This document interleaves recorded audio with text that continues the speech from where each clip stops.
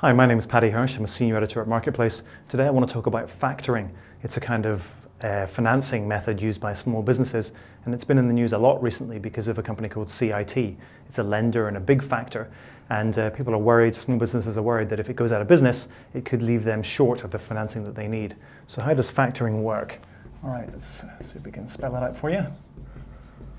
Well, for starters, let's start with the relationship between a small business owner and his client. Okay, so here we are. Our small business owner's name is Sam. Okay, and he is a shoemaker. He makes these very trendy shoes, pointy shoes, and he cranks out about 20 pairs of these shoes, a month. He's got one client, which is Nordstrom's. Okay, and Nordstrom buys all 20 pairs every single month. So at the end of every month, Sam boxes up with 20 pairs of shoes, ships them off to Nordstrom, 20 shoes, and includes the invoice for $4,000. Wow, expensive, huh? Well, beautifully handmade shoes, okay? So $4,000 is the invoice. And at the end of the month, or after 30 days, or after how many days, or whatever is specified on the invoice, JW Nordstrom lives up to its end of the bargain and returns $4,000 to Sam. Okay, Sam's obviously built a little bit in there so he can run his business. If he needs to, he can buy a few little extra materials. But essentially, Sam is he's a one-man band. He runs this shop on his own, and his cost cycle is pretty tight. So what happens if he wants to expand in some way, or perhaps experiment with new materials that are much more expensive? Well, he's going to need to get some financing from somewhere. So he might go to a bank, but a bank loan is kind of difficult to get, especially right now. Plus, it's quite onerous. It takes a long time. They go through your books, they look at all these different things. It can be tricky. Plus, the rates can be very high, and they come with all of these rather onerous covenants, or potentially onerous covenants that force you to earn a certain amount a month and all this kind of stuff. Same with small business administration loans. They might be too onerous for Sam to look into. So he looks for another option, which is, and he comes across the factor. Now, in this relationship here, we have two parties. Party one is Sam, and party two is Nordstrom. In a factoring agreement, we have a third party, okay? And our factor is called Ed, okay? Ed's a sort of jolly banker-looking chap here. And he looks at Sam's business and he says, okay, I can front you some money, which is essentially what he's going to do. He says, what I'll do, you need money, I've got money, and I've got a trade for you. What I'm going to do is I'm going to give you $3,500 a month in exchange for your invoices. Okay, you give me your $4,000 invoice every month, the one that you submit to JW Nordstrom, and I will give you $3,500. So he's buying it at a discount. It's the cost, what it costs for his fees, and also for any kind of risk. Okay, so here's the way the money goes. Sam gives this invoice, this $4,000 invoice, he gives a copy of it, okay, to Ed, his copy.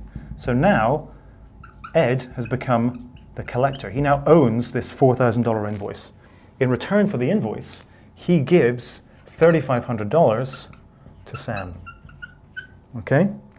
And then at the end of the 30 days, or whatever period it is that's mentioned on the invoice, Nordstrom gives $4,000 not to Sam, okay, but to Ed. Okay? So this part of the transaction is now gone. The money goes to Ed. So what's happened here? Well, essentially what this is a transfer of risk, okay? Because there's a risk in this invoice. JW Nordstrom might have some problems with its business, so it might want to push back the invoice to maybe 6 weeks, or maybe it's having so many problems that it pays less than the $4,000. Maybe it has so many problems that it can't pay the invoice at all. Maybe it goes out of business. So there's a risk in holding this invoice, and Sam maybe doesn't want that risk, okay? So what he's done is he's passed on the risk to Ed. What Sam has got, he's got $3,500 cash in hand, guaranteed every month for as long as this relationship exists. Ed is going to give him $3,500 every month, and then Ed is going to assume the risk for this invoice. It's up to Ed to do the collecting. It's up to Ed to make contact with JW Nordstrom and say, hey, where's my money? This is now Ed's responsibility. So Sam gets his money, he's able to do whatever he wants with it, and he's passed on that potentially owner's responsibility to Ed. Obviously, he's done it at a discount, so he's $500 out, but there may be a lot of convenience in that. Okay? So what are the risks here? Well, obviously, the risk is now all assumed by Ed, as I said, if JW Nordstrom has a bunch of issues. But there's also a risk to Sam if there's a problem with Ed. I mean, Ed, say, has got a lot of these relationships, and maybe some of them break down. Maybe he's got some other loans out or some other factoring deals out, and the companies that the JW Nordstroms that he's doing business with are starting to go out of business, so he's not collecting his money every month.